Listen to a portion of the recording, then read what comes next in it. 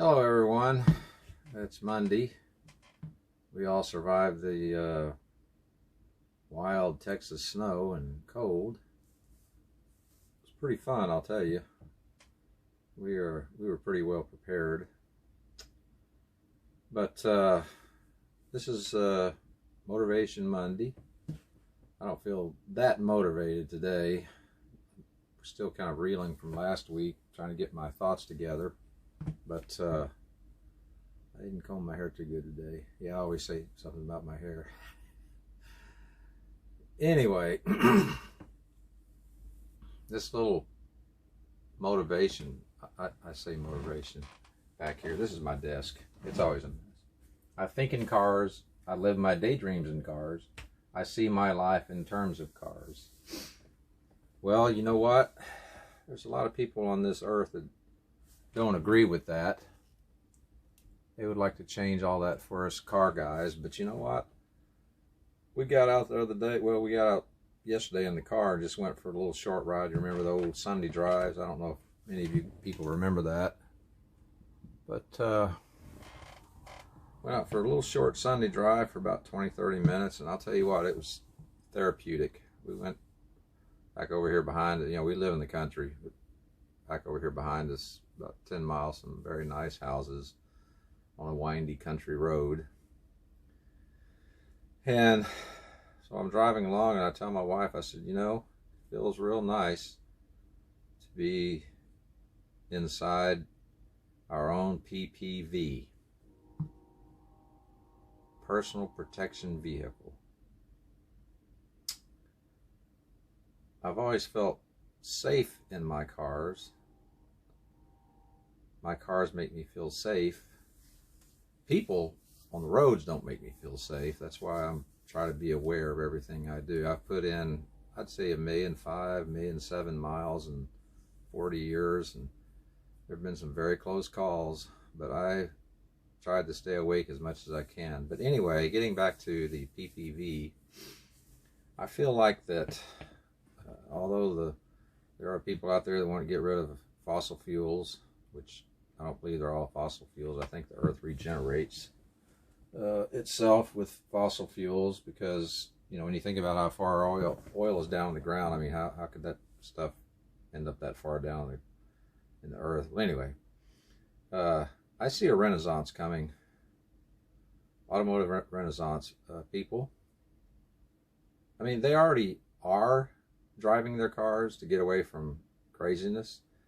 But a lot of our car shows were canceled last year, and quite a few of them have been canceled indefinitely, although the rebels of the crowd, the people I like, are having car shows.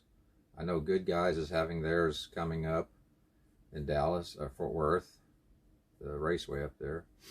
And, you know, they have protocol and what to do. Wear your mask, try to stay a little bit distance. I see that, but I don't really see too many people distancing. But once again, our cars are a refuge. You know, there's no saying that the truth shall set ye free.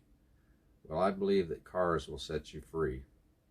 No matter if it's a combustion engine or an electric vehicle, or a bicycle, you know, whatever. I'm a car guy. I'm a car nut.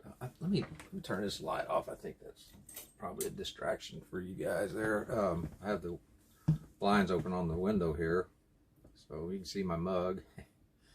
I think we're approaching an age where, not that we're going to peak out with our cars or vehicles, but I think we're going to come into about a third coming of our vehicles and what they mean to us.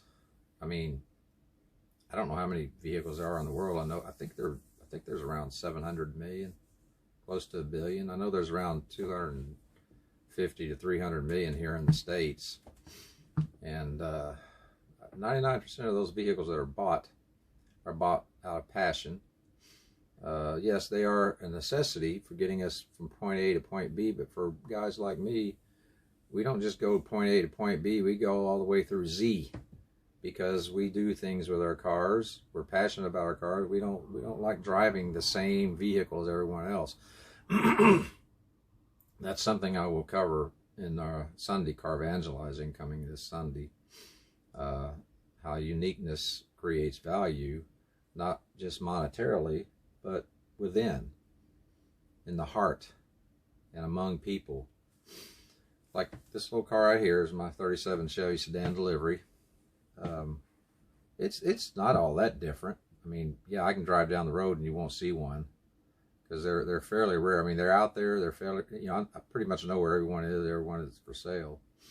But when I'd get in that car, it had no radio. It had AC, but when I had it, it was fairly warm. I'd ride down the road with the window open just so I could hear that motor. I'd get in it, go, and just enjoy the ride. It was just so enjoyable. And I think that's where we're going back to after this thing that happened last year, and hopefully without any other craziness. I think we'll be okay. But we need to get in our cars and enjoy our cars, not just for going to work, going to the grocery store, running errands. Your car will set you free. It'll give you the protection nothing else can give you. Change your air conditioner filter and things like that. Keep it clean. You know, sanitize your hands when you get in and out. All that BS is what I call it. But with my cars, I can just really only, I can speak for other people because, you know, for nearly 40 years I dealt with people in their cars, and there's a lot of psychological understanding that has to be done in order to stripe a car for a person. I learned a lot of psychology. I call it psycharology. I'll be covering that in some other videos. You have to understand yourself and your desire for cars. Like I have a friend, he's up in Idaho.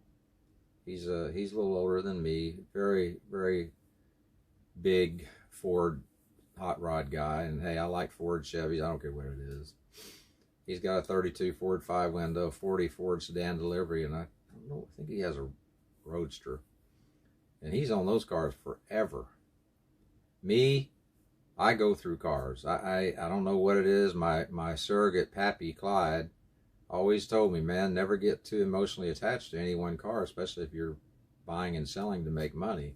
And man, that just carried over. Unfortunately, you know, economic situations forced me to sell the cars that I loved, that I wanted, like that 37 delivery. I had a 38 that was all original 20 years ago, and I had to sell it. And when I bought this, I said I would never sell it. Well, as I explained in another video, I did.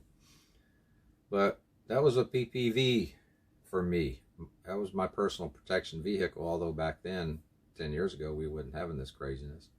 But I got in, I felt secure, pure iron, motor rumbled, smelled gas fumes.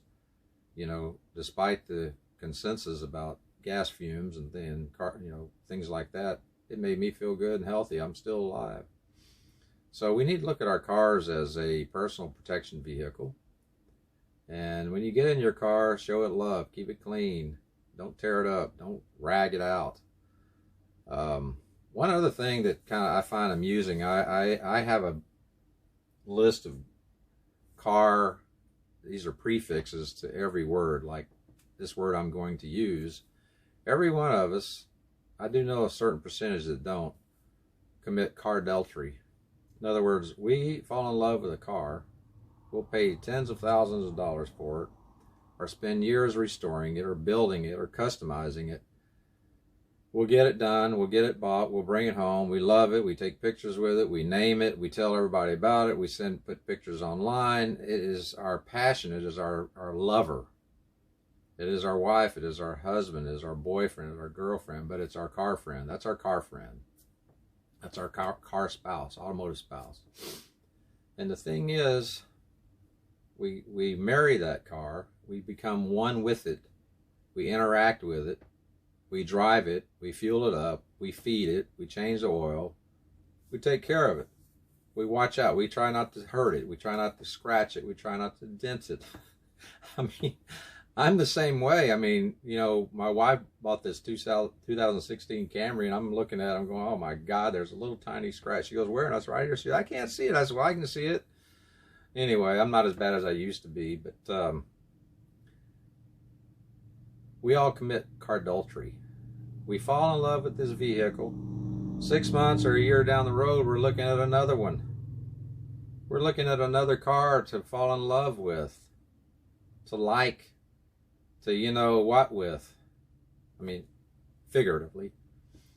And what do? We sell the one we have now, or trade it in, toss it aside. Yeah, I love that car, but I like this new one. It's prettier. It's better looking. It has a better shape, better figure. So you may not know this, but you're really committing cardultery. I mean, that's kind of silly, but it's one of the car prefix words that I have. I've got a list. I've been using this dictionary. I've been doing this for years, and I mean, I have a list over here. I've probably got about 800 or 900 words with the word car prefixes. They call them word blends. You see a lot of that on commercials and things like that. It's some kind of marketing thing. I was doing it a long time ago. So that's what happens. I'm guilty of committing cardultery about 350 plus times. So, God dang it. I sure hope that scripture in the Bible isn't true. Anyway, no, I've been faithful the other way. But I haven't been faithful to cars. Although I lay in bed at night, or I'll get on here and look at my old pictures, and I go, man, why did I ever get rid of that one? Like I had a 58 Chevy Impala I bought for $1,800 way back when my youngest son was about 2. It was a running driving car. It was green. Another one of those green cars I hated, but it was a deal. It had the Continental kit, 348 air conditioning, white walls. And man, I always loved 58 Chevys. I had 58 Chevy sedan delivery and some other. I want another one. I hope to get another one. You guys subscribe and watch my videos so I can make the money so I can get me another sedan delivery.